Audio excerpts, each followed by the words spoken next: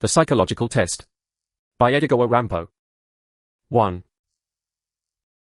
Why Sekiro Fukiya conceived the dreadful crime about to be related, we do not know in detail.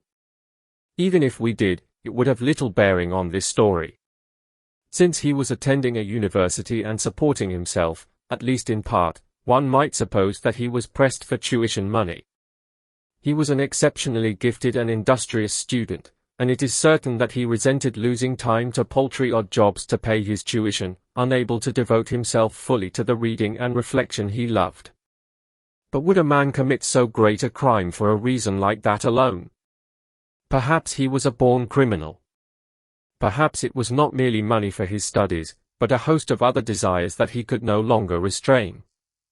Be that as it may, 6 months had passed since the idea first came to him. Throughout that time he had wavered and brooded until at last he resolved to go through with it.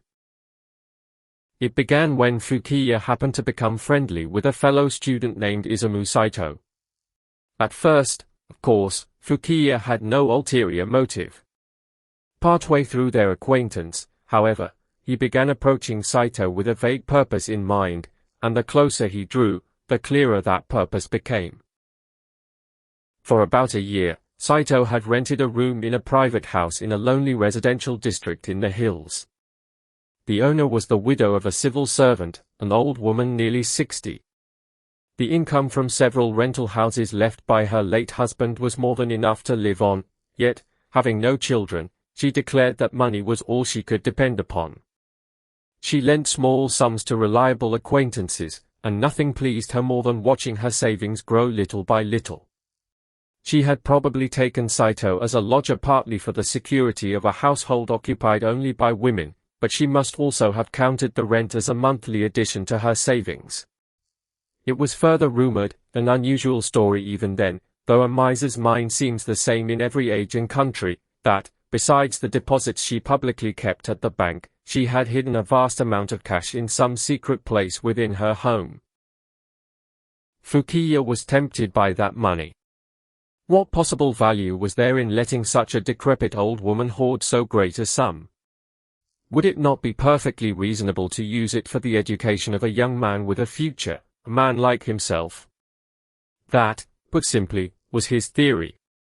Through Saito, he tried to learn everything he could about the old woman and discover the secret hiding place of her fortune. Yet he had formed no definite plan until one day Saito told him that he had found the hiding place by accident. For an old woman, she has devised something rather ingenious. Money is usually hidden under the floor or above the ceiling. There are only so many places. But hers is somewhere you would hardly expect. You know the large pot with the maple tree in the alcove of the back room? It is inside that flower pot, at the bottom beneath the soil. That is where she hides it. No burglar would ever think that money might be hidden inside a flower pot beneath a plant. You might call the old woman a genius among misers. Saito laughed as he spoke. From then on, Fukiya's idea grew steadily more concrete. He considered every possible step by which the old woman's money might be turned into funds for his studies, trying to devise the safest method. The task proved harder than he had imagined. Beside it, even the most complicated mathematical problem was nothing. As already stated, he spent 6 months merely bringing his plan to completion. The difficulty, needless to say, was how to escape punishment. Ethical obstacles, such as the pangs of conscience, hardly concerned him. Just as he did not regard Napoleon's large-scale killings as crimes, but rather admired them, he thought it only natural that a gifted young man should sacrifice a decrepit creature with one foot in the coffin in order to cultivate his talents. The old woman rarely went out. All day she sat huddled in silence in the back room. On the rare occasions when she left, a country-bred maid obeyed her orders and kept honest watch over the house. For all Fukiya's pains, the old woman's precautions left no opening. At first he thought he might wait until neither she nor Saito was at home, deceive the maid into going on an errand, and steal the money from the bottom of the flower pot, beneath the soil, while she was gone. But that was a profoundly foolish idea. If it became known that he had been alone in the house, even for a short time, that fact alone would be enough to arouse suspicion. He spent a full month inventing and discarding one foolish scheme after another, tricks to make it appear that Saito, the maid, or an ordinary burglar had stolen the money, ways to slip inside while the maid was alone and take it without making a sound or being seen by her, a plan to do the work at night while the old woman slept, and every other possibility he could imagine. Every one of them contained a considerable risk of discovery. There was no alternative. He would have to dispose of the old woman. At last he reached that appalling conclusion. He did not know exactly how much money she had, but judging from various circumstances, the amount did not seem large enough to justify risking murder. Was it not excessively cruel to kill an innocent human being for a mere sum of money? Yet even if the sum was not large by ordinary standards, it was enough to satisfy the impoverished Fukiya. More than that, in his view the question was not the amount of money, but whether he could make the crime absolutely impossible to discover. To achieve that, no sacrifice was too great. At first glance, murder appears many times more dangerous than simple theft. That, however, is merely an illusion. If one commits a crime expecting it to be discovered, murder is certainly the most dangerous of all. But if one measures not the gravity of the crime but the difficulty of detecting it, then in some cases, Fukiya's, for example, theft is actually the more dangerous undertaking. By contrast, eliminating the person who might discover the wrongdoing is cruel, but leaves nothing to fear. Great villains throughout history have killed without a qualm. Might it not be precisely their bold willingness to murder that has made them so difficult to catch? But if he was to dispose of the old woman, could that truly be done without danger? Once confronted with this problem, Fukiya spent several months thinking it through. How his plan developed during that long period will become clear as the story proceeds, so it need not be explained here. In any case, by combining and analyzing details with a thoroughness far beyond the reach of an ordinary mind, he devised a completely safe method without the slightest flaw. All that remained was to wait for the opportunity, and it came sooner than expected. One day he learned that Saito would be away on university business, that the maid had been sent on an errand, and that neither would return before evening.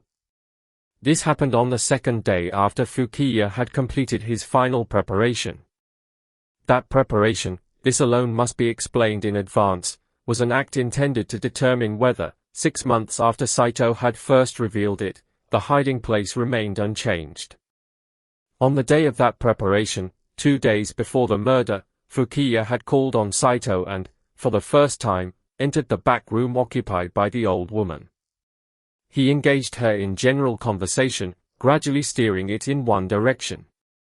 Again and again he mentioned her wealth and the rumor that she had hidden it somewhere. Whenever the word hide came up, he unobtrusively watched her eyes. As he had expected, they moved each time toward the flower pot in the alcove. By then the maple had been replaced with a pine. He repeated the test several times and confirmed the truth beyond the slightest doubt. 2. At last the day arrived. Over his university uniform and cap, Fukiya wore a student's cloak, and he put on an ordinary pair of gloves before setting out for the house. After exhaustive thought, he had decided not to disguise himself. A disguise would require buying materials and finding a place to change clothes, leaving clues at many points that could expose the crime. It would only complicate matters without achieving anything. One tenet of his philosophy was that, within the limits of safety, the method of a crime should be as simple and open as possible. All that mattered was that no one see him enter the house. Even if it became known that he had passed in front of it, that would cause no difficulty. He often walked through the neighborhood and could say that he had simply done so that day.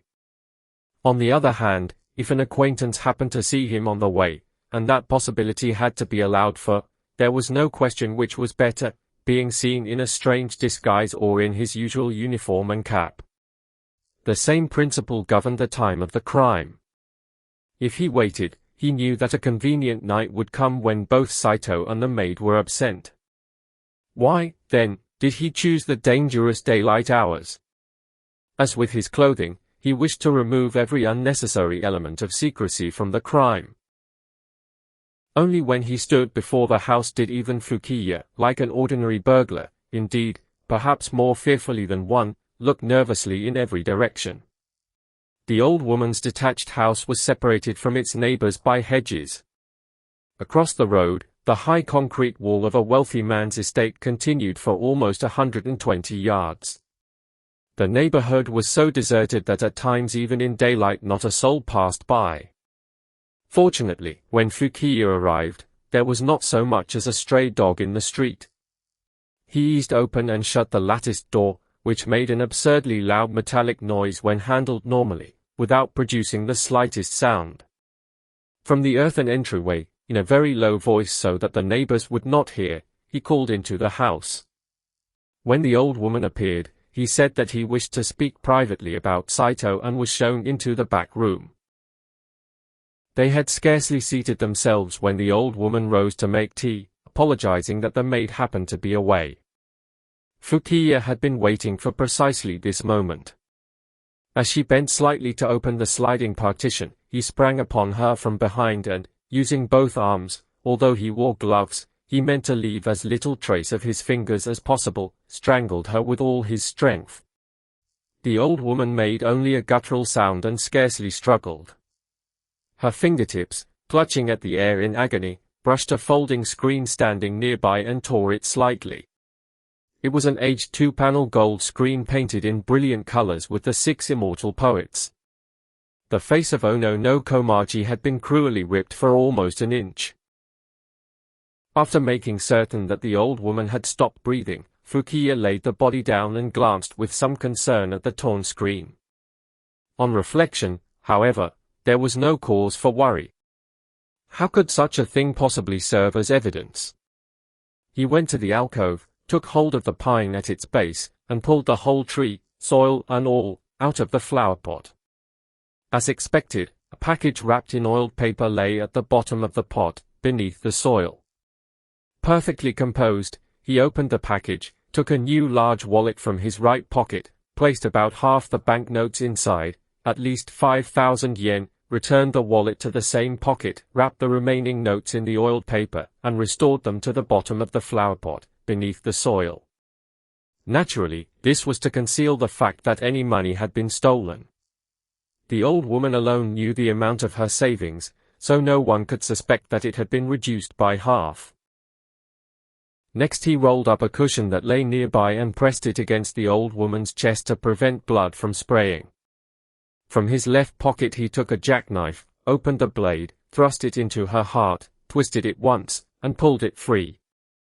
He carefully wiped the blood from the knife on the fabric of the same cushion and put it back into his left pocket.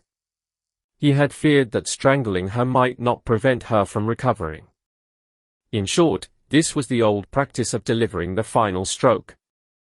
Why had he not used the blade from the start? Because he had feared that blood might then stain his clothing. At this point, something must be explained about the wallet in which he placed the banknotes and the jackknife. He had bought both solely for this purpose from a stall at a festival market. Choosing the busiest hour and the most crowded stall, he threw down the exact marked price in coins, took the goods, and vanished so quickly that neither the merchant nor the numerous customers had time to remember his face. Both items were utterly commonplace and possessed no distinguishing mark whatsoever. Having checked with the utmost care that he had left no clue, and not forgetting to close the sliding partitions, Fukiya walked slowly back to the entrance. As he tightened his shoelaces, he considered footprints. But there was no concern on that score. The entry floor was hard plaster, and a spell of fine weather had left the road outside dry and dusty. All that remained was to open the latticed door and step outside. A blunder now would turn all his pains to nothing. He stood perfectly still, listening patiently and intently for footsteps in the street. There was silence, with no sign of anyone. Only the tranquil plinking of a zither sounded from some nearby house. At last he made up his mind and quietly opened the latticed door. Wearing the casual expression of a guest who had just taken his leave, he stepped into the road. As he had expected, no one was there. Every street in that part of the neighborhood was lonely. Roughly half a kilometer from the old woman's house, the ancient stone wall of some shrine ran for a distance along the road. After making sure no one was watching, Fukiya dropped the murder weapon, the jackknife, and the blood-stained gloves into a crevice in the wall. Then he strolled toward a small park nearby where he habitually stopped on his walks. Sitting on a bench, he spent a long time watching children play on the swings with an expression of perfect tranquility. On his way back, he stopped at the police station. There he said, "I found this wallet just now. It seems to contain quite a large sum, so I have brought it in." As he spoke, he handed over the wallet. In answer to the policeman's questions, he gave the place and time at which he had found it, plausible inventions, naturally, and his name and address, which were genuine. In return he received something like a printed receipt on which his name and the amount of money had been entered. It was certainly an extremely roundabout method, but in terms of safety it was ideal. The old woman's money, no one knew that half of it was gone, still lay in its hiding place, so the owner of the supposedly lost wallet could never appear. After a year, the money would without fail pass into Fukiya's hands, and he could spend it openly without fear of anyone. He had chosen this method after exhaustive thought. If he hid the money elsewhere, some chance might lead another person to take it. Keeping it himself was obviously too dangerous even to consider. Moreover, with this method there was no danger even if the old woman had recorded the serial numbers of her banknotes. He had investigated that possibility as thoroughly as he could and was reasonably confident, but this method protected him all the same. Not even the Buddha himself would imagine that a man might deliver his own stolen property to the police. Suppressing a laugh, Fukiya thought to himself. The next morning Fukiya awoke from his usual untroubled sleep in his boarding house room. Yawning, he unfolded the newspaper that had been delivered beside his pillow and scanned the local news. There he found an unexpected fact that startled him slightly. It was not a cause for concern, on the contrary, it was a piece of unanticipated good fortune. His friend Saito had been named as a suspect. The newspaper said that suspicion had fallen upon him because he possessed a large sum of money far beyond his apparent means.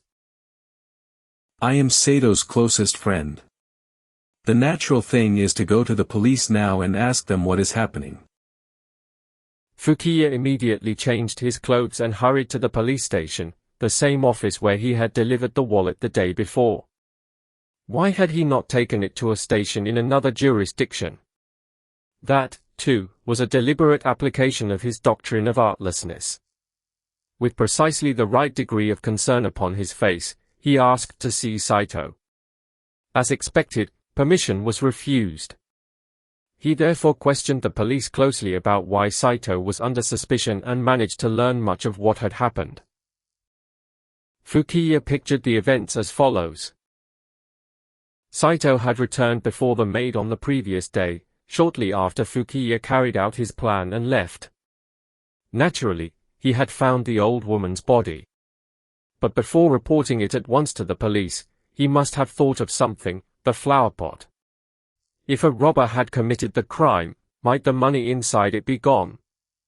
Probably prompted by no more than a moment's curiosity, Saito examined the hiding place.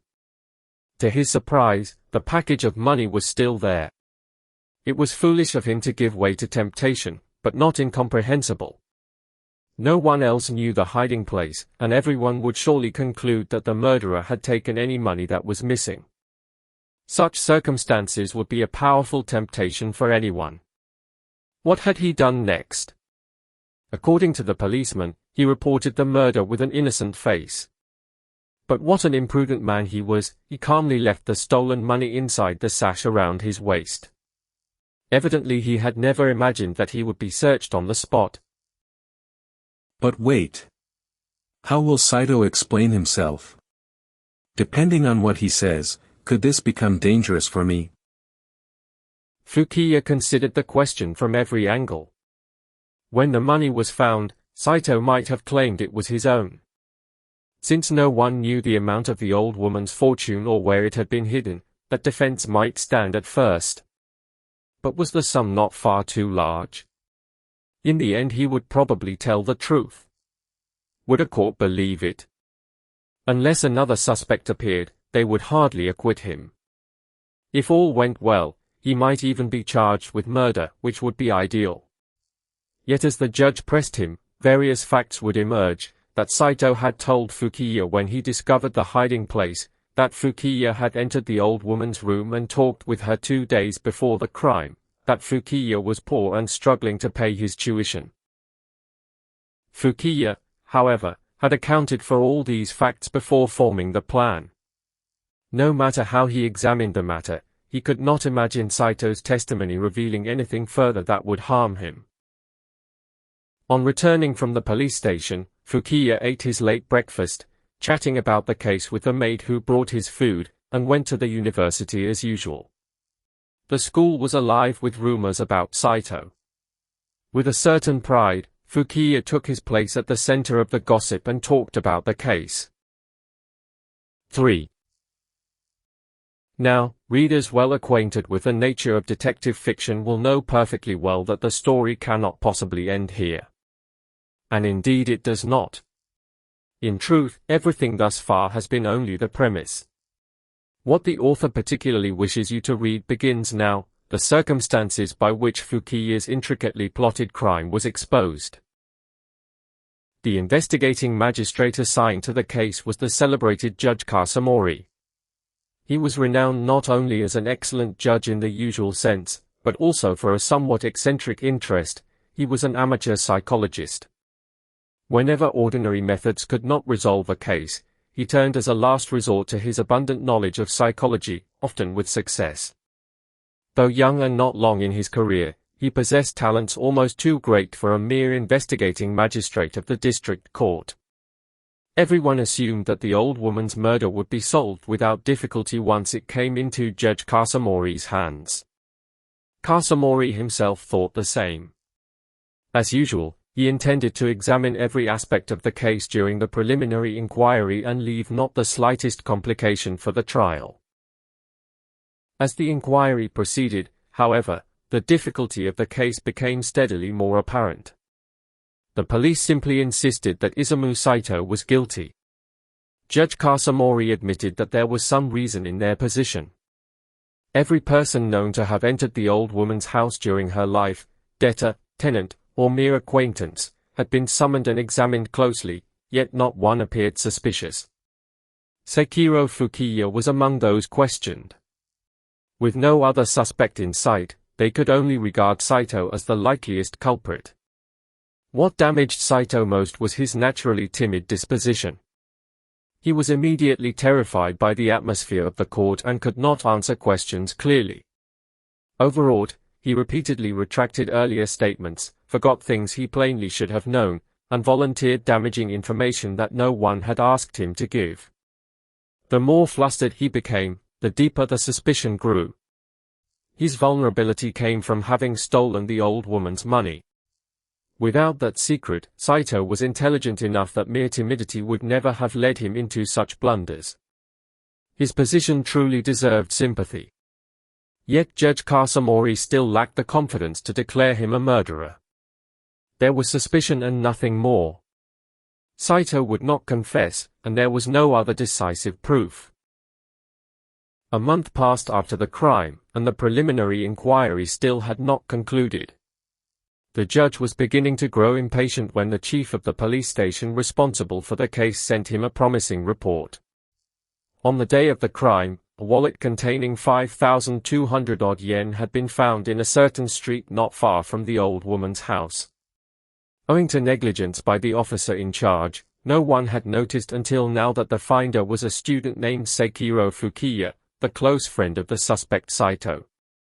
Since no owner had appeared after a month to claim so large a sum, the chief wondered whether the fact might have some significance and reported it as a precaution.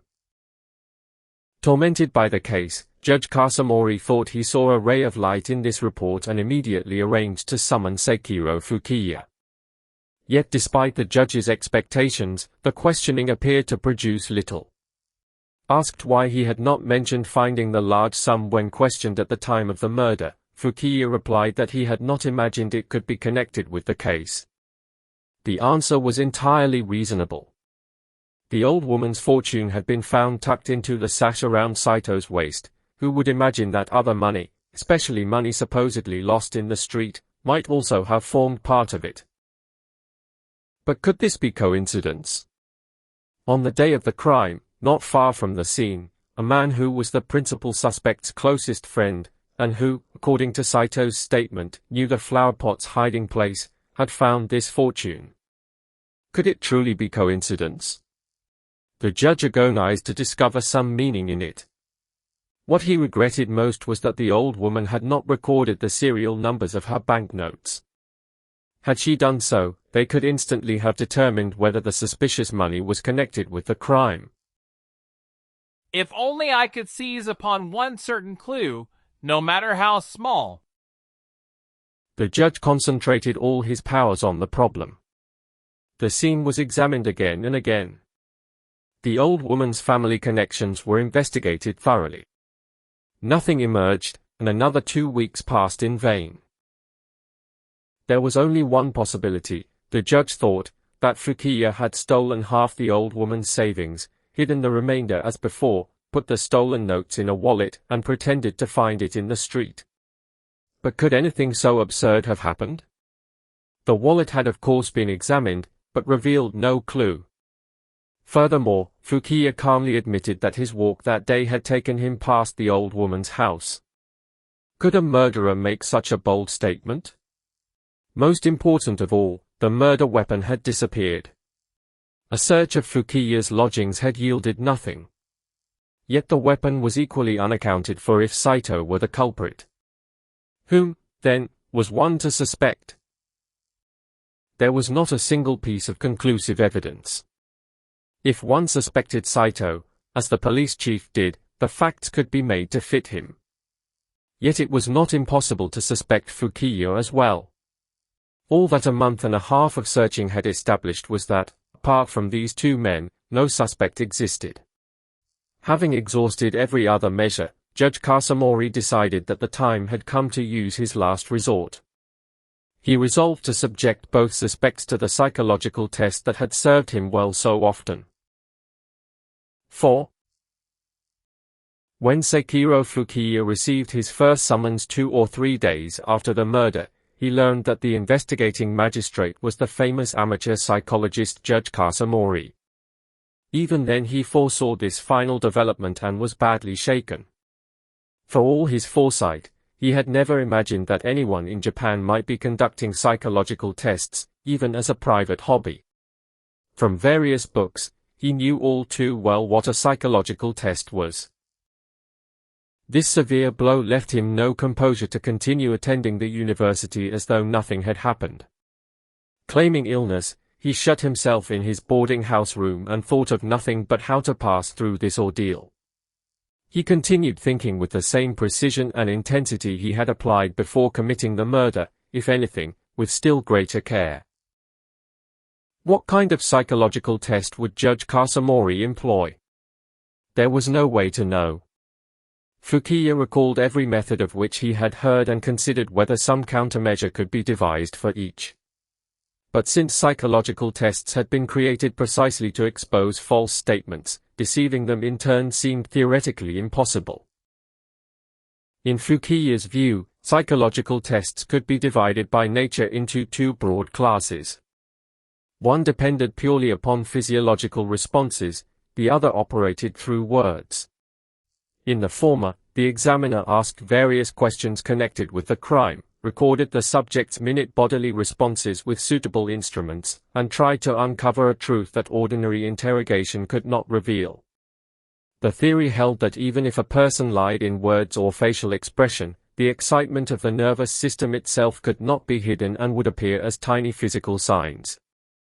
Among the methods were detecting minute movements of the hand with an automatograph, determining the movements of the eyeballs by other means, measuring the depth and speed of respiration with a pneumograph, measuring the strength and rate of the pulse with a sphygmograph, measuring blood volume in the limbs with a plethysmograph, detecting minute perspiration in the palm with a galvanometer, lightly striking the knee joint and observing the degree of muscular contraction, and numerous other methods of the same kind. Suppose he was suddenly asked, "You are the man who killed the old woman, are you not?" He was confident that he could calmly reply, "On what evidence do you make such an accusation?" But would his pulse rise unnaturally, or his breathing grow faster? Might preventing such reactions be absolutely impossible? He imagined various situations and rehearsed them in his mind. Strangely, no question he put to himself, however pointed or unexpected, seemed capable of producing any bodily change. Naturally, he possessed no instrument for measuring minute variations and could not be certain. Yet if he felt no nervous agitation, the bodily signs arising from it should not occur. As Fukiya continued these experiments and speculations, he suddenly encountered an idea: might practice interfere with the effectiveness of a psychological test? In other words, might the nervous reaction to the same question become weaker on the second occasion than on the first, and weaker still on the third? It was simply a matter of becoming accustomed. Judging from many other situations, that seemed entirely possible. His failure to react to his own questions must be explained by the same principle: he already anticipated each question before asking it.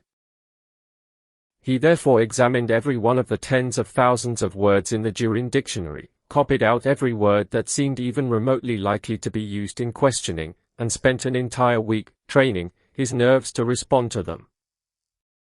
Next came the methods conducted through language. These too need not be feared.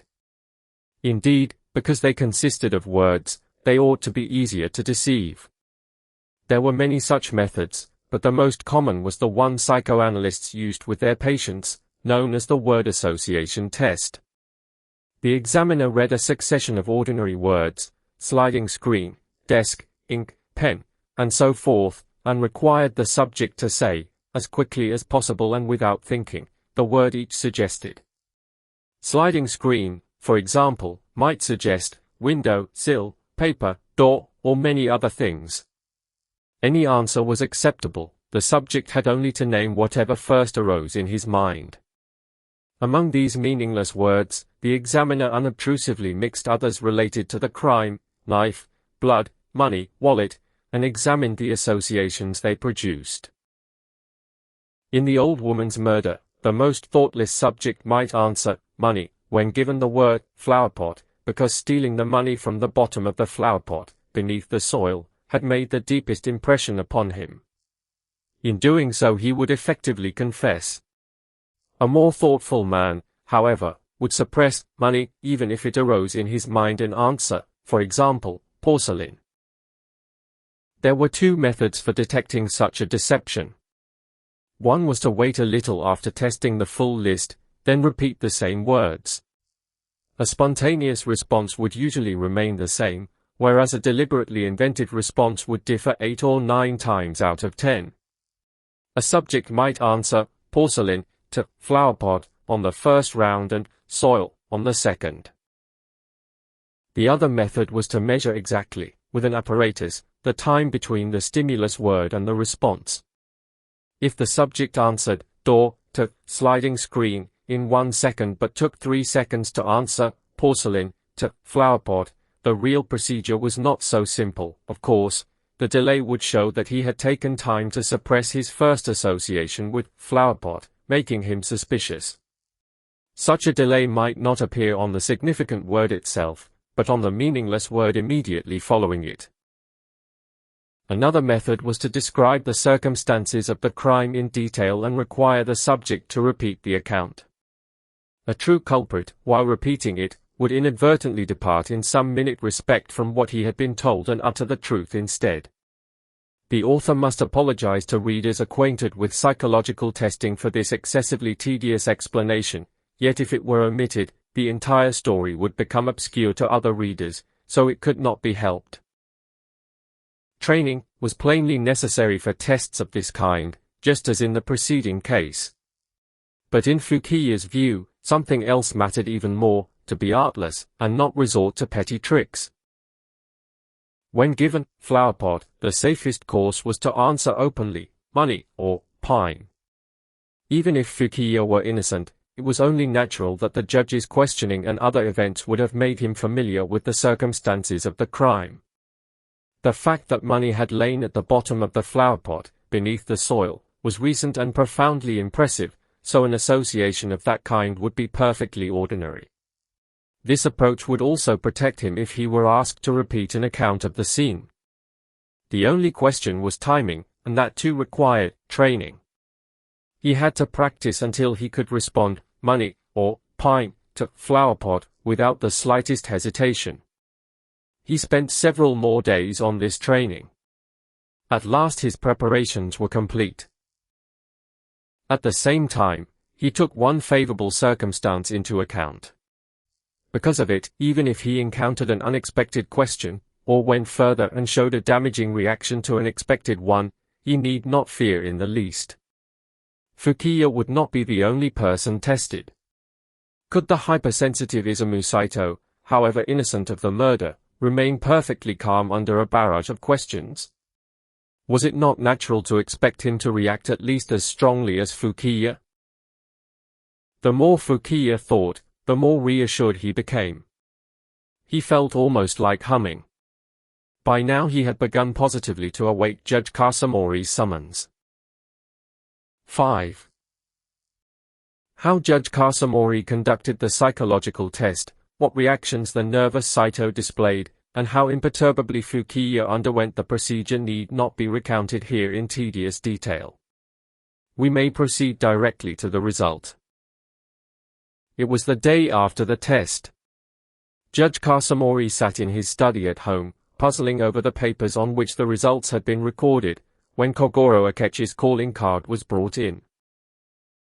Readers of The Case of the Murder on D Hill will know something of Kogoro Akechi. Since then he had repeatedly become involved in difficult criminal cases and revealed his extraordinary talent, winning full recognition not only from professionals but from the public at large. Through one such case he had also become a friend of Judge Kasamori. Led in by a maid, Akechi appeared in the judge's study, smiling. This story takes place several years after The Case of the Murder on D Hill, and he was no longer the student lodger of earlier days. Hard at work, I see. Akechi spoke while peering at the judge's desk. Yes. This case has me completely beaten. The judge turned toward his visitor as he replied. The old woman's murder, I suppose. How did the psychological test turn out? Since the crime, Akechi had met Judge Kasamori several times and been told the details of the case. The result is perfectly clear, said the judge. And yet somehow I cannot accept it. Yesterday I tested their pulses and conducted the word association test. The Kia showed almost no reaction. His pulse did show some fairly suspicious signs, to be sure, but they were negligible beside Sato's. Look here. These are the questions and the pulse records. Saito shows remarkably strong reactions, does he not? The association test tells the same story. Look at the response time for the stimulus word flowerpot.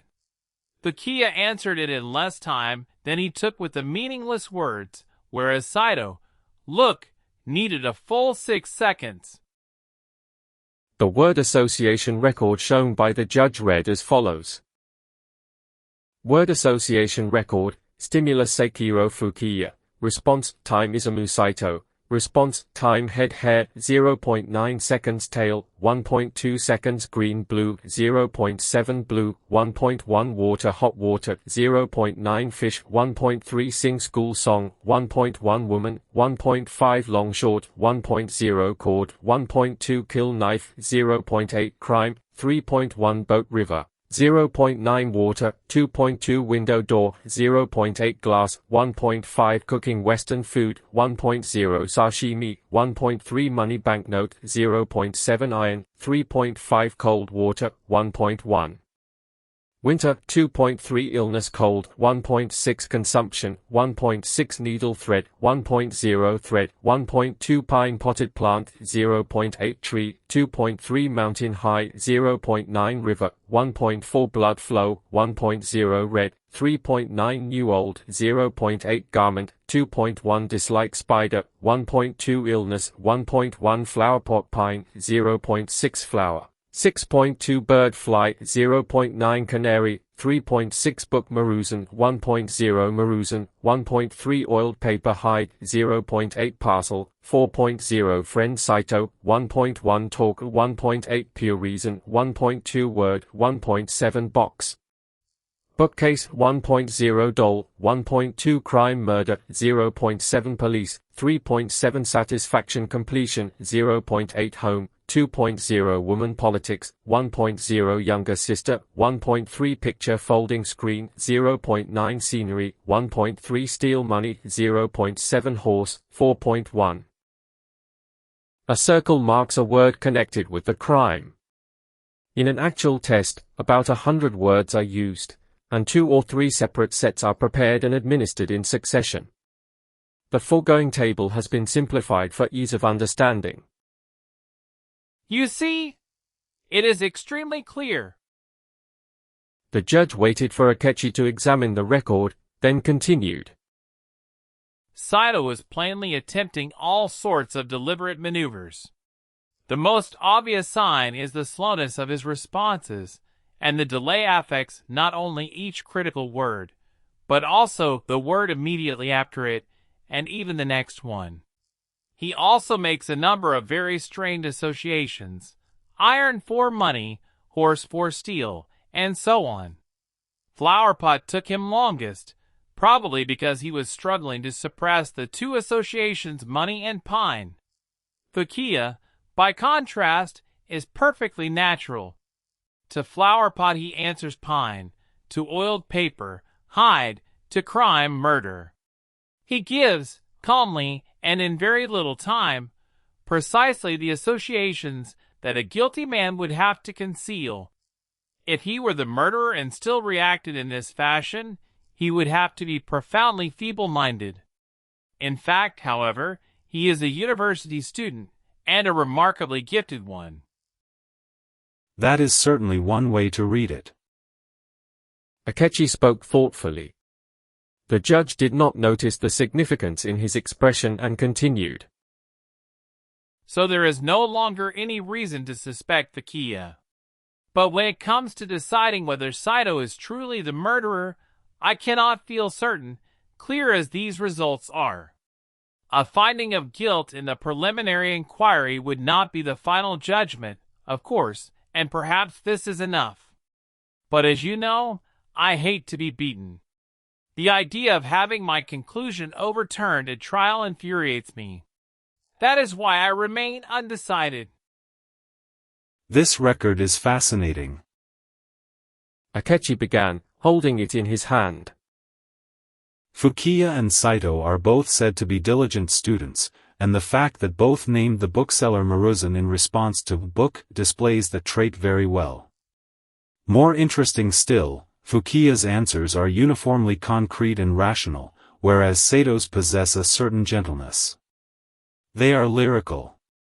Such responses as woman, garment, flower, doll, scenery, and younger sister suggest a sentimental and rather delicate man. Saito must also be in poor health. He answers illness to dislike and consumption to illness. That shows he habitually fears contracting consumption. Yes, it can be read that way too. The more one studies a word association test, the more interesting judgments it yields. By the way, Akechi said in a slightly altered tone. Have you ever considered the weaknesses of psychological testing? De Quiros, criticizing the ideas of its advocate Münsterberg, says that although the method was designed to replace torture, its results can resemble those of torture. It may condemn the innocent and allow the guilty to escape. Münsterberg himself wrote somewhere that psychological testing is truly conclusive only when used to determine whether a suspect knows about a particular place, person, or object, while its use in other circumstances carries a certain danger. I may be telling you what you know far better than I do. Still, it seems an important point. What do you think? Perhaps so, if we consider the worst cases. Naturally, I am aware of that. The judge answered with a slightly displeased expression. But the worst circumstances may be nearer than one supposes. Consider this case. Imagine a highly nervous but innocent man suspected of a crime. Suppose he has been found at the scene of the crime and knows its details well.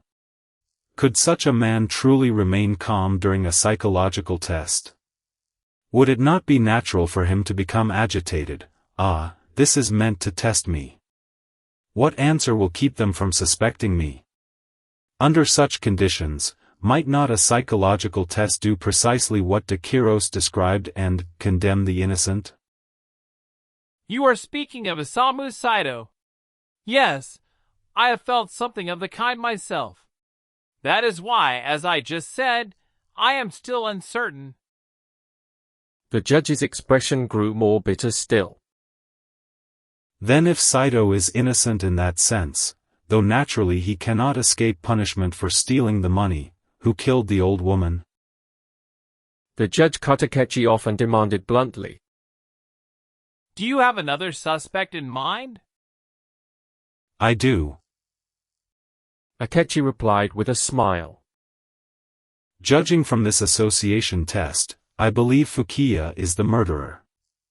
I cannot yet say so with certainty, but he must have returned home by now. Could you arrange to summon him here without revealing the reason? If so, I am confident that I can uncover the truth for you.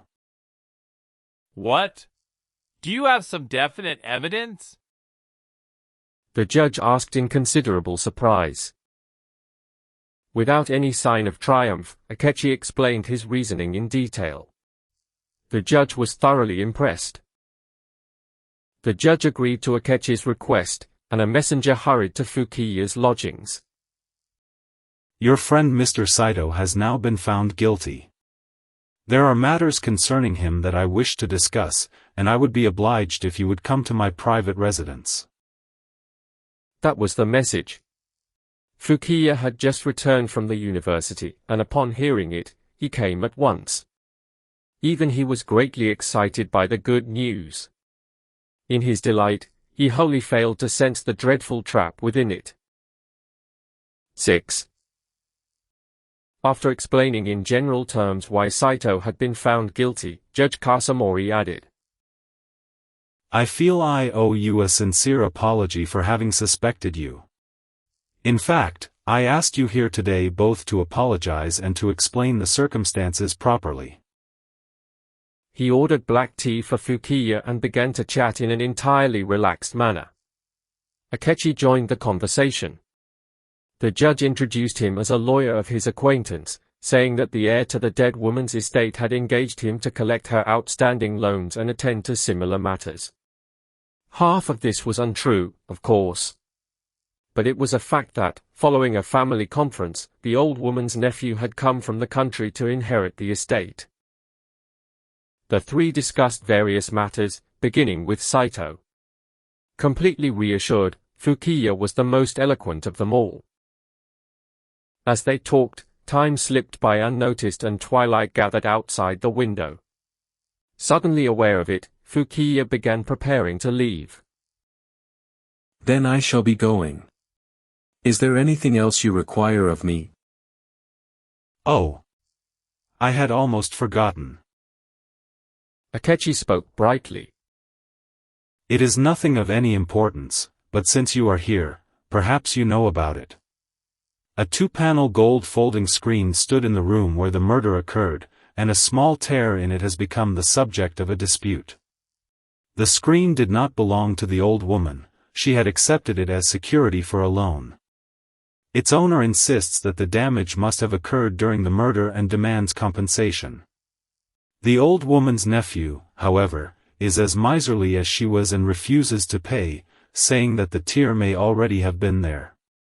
It is an absurd little problem, and I hardly know what to do. The screen is apparently rather valuable, though. You visited that house often and probably remember it. Can you recall whether it was damaged before? I suppose you did not pay particular attention to a folding screen. I asked Saito, but the poor man is so agitated that I cannot make sense of his answer. And the maid has returned to her village. Even when we inquire by letter, her replies are useless. So we are at a bit of a loss. The screen truly had been held as collateral, but every other part of Akechi's story was invented. At the word screen, Fukiya felt an involuntary chill. When he listened further, however, the matter seemed harmless and he relaxed completely. Why am I trembling? The case is already settled. He considered briefly how he ought to answer, but as usual decided that the best method was to tell the unvarnished truth. As the judge knows very well, I entered that room only once. That was 2 days before the murder. He spoke with a sly smile. It delighted him to say such things. But I do remember the screen. When I saw it, I am certain there was no tear. Is that so? You are quite sure? The damage is only a little tear in the face of Ono no Kamachi. Yes, now I remember, said Fukiya, pretending that the memory had only just returned. It was a picture of the 6 immortal poets, was it not? I remember Ono no Kamachi too. If the tear had been there then, I could not possibly have overlooked it. A mark on Kamachi's brilliantly colored face would be visible at a glance. Then, if it is not too much trouble, might we ask you to testify? The owner of the screen is such a greedy fellow that he is impossible to deal with. Certainly. Whenever it is convenient for you. Somewhat pleased with himself, Fukiya agreed to the request of the man he believed to be a lawyer. Thank you. Akechi said cheerfully, raking his fingers through his shaggy, overgrown hair, a habit of his when slightly excited. Actually, from the beginning I was sure that you must know about the screen. In yesterday's psychological test record, you gave the unusual response, folding screen, to the word picture. Here it is. Boarding houses seldom contain folding screens, and apart from Saito you seem to have no particularly close friends. I therefore imagine that, for some reason, the screen in the old woman's room had left an especially deep impression upon you. Fukiya was briefly surprised. The supposed lawyer was certainly right. But why had he blurted out, folding screen, the previous day? Stranger still, how had he failed to notice it until now? Could it be dangerous? Yet in what way? He had examined the tear carefully and established that it could provide no clue. No, there was nothing to fear. After considering the matter, he reassured himself.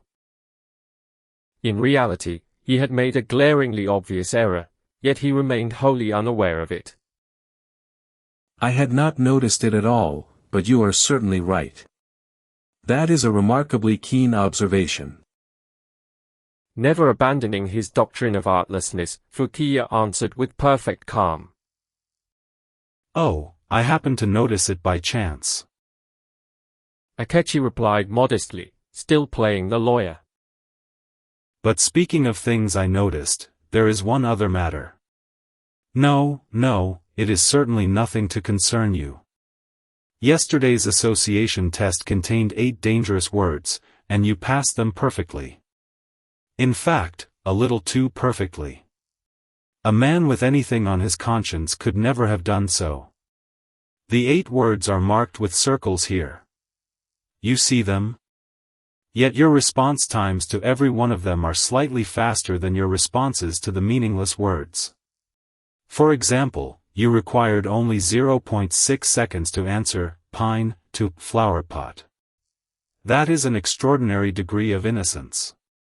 Of the 30 words, one would expect blue in response to green to be among the easiest associations, yet even that took you 0.7 seconds. Fukiya began to feel intensely uneasy. Why was this lawyer rambling on like this? Was it from goodwill or malice? Was there some deeper design behind it? Fukiya bent all his powers toward grasping the meaning. None of the 8 significant terms, including a flower pot, oiled paper, and crime, can be considered easier to associate than an ordinary word like head or green. Nevertheless, you answered the difficult ones more quickly. What can that mean? That is the point I noticed. Shall I try to guess what was in your mind? Why not? Consider it a little entertainment. You must forgive me if I am wrong. Fukiya shuddered. He himself did not know what had caused it. You knew the dangers of psychological testing and prepared in advance, did you not? For every word connected with the crime, you had decided precisely what answer to give. I am not criticizing your method. Psychological tests can indeed be exceedingly dangerous in certain circumstances. One cannot deny that they may let the guilty escape and condemn the innocent. But your preparation was too thorough. Of course you had no intention of answering too rapidly, yet your responses to those particular words alone became faster. It was a serious mistake. You worried only about delay and never realized that excessive speed could be equally dangerous.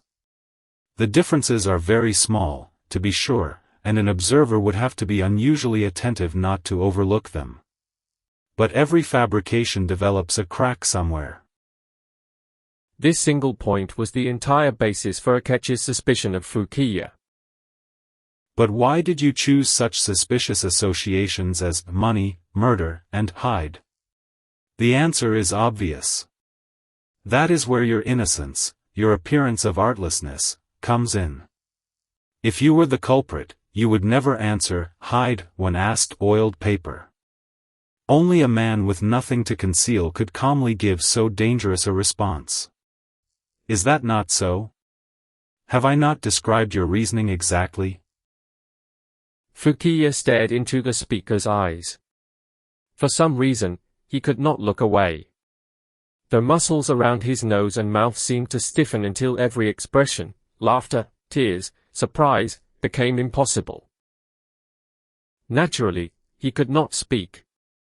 Had he forced himself to do so, his voice would surely have emerged as a cry of terror. This appearance of innocence, this refusal to employ petty tricks, is your most remarkable trait. Once I understood that, I asked you that question. What? You still do not understand?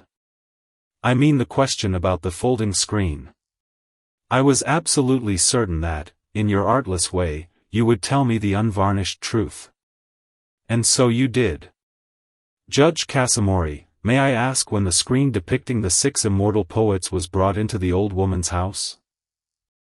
With an expression of feigned innocence, Akechi put the question to the judge.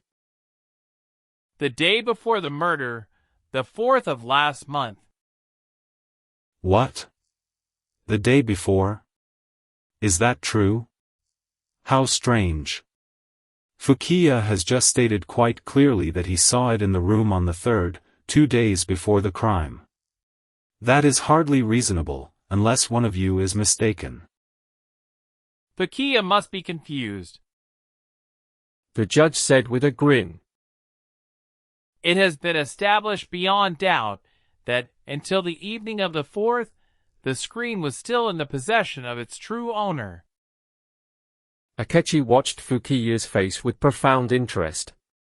It began to crumple strangely, like that of a young girl on the verge of tears. This was the trap Akechi had planned from the beginning. The judge had told him that 2 days before the murder there had been no folding screen in the old woman's house. This is most unfortunate, Akechi said in a voice of deep concern. An irreparable blunder. Why did you claim to have seen something you had never seen? You had not entered that house at any time between your visit 2 days earlier and the murder itself. Your recollection of the 6 immortal poets is especially fatal. I imagine that, in your determination to tell the truth, you accidentally told a lie. Is that not what happened? When you entered the room 2 days before the murder, did you pay attention to whether a screen stood there? Of course you did not. It had nothing to do with your plan. Even if it had been present, as you know, it was an old screen whose colors had been muted by age, so it would not have stood out among the furnishings. So it was perfectly natural for you to assume that the screen you saw there on the day of the crime must also have been there 2 days earlier. And I phrased my question to encourage precisely that assumption. It is a kind of illusion. On reflection, such mistakes occur constantly in ordinary life. But an ordinary criminal would never have answered as you did. Such men think only of denying everything. My good fortune was that your mind was 10 or 20 times more advanced than those of ordinary criminals, or ordinary judges.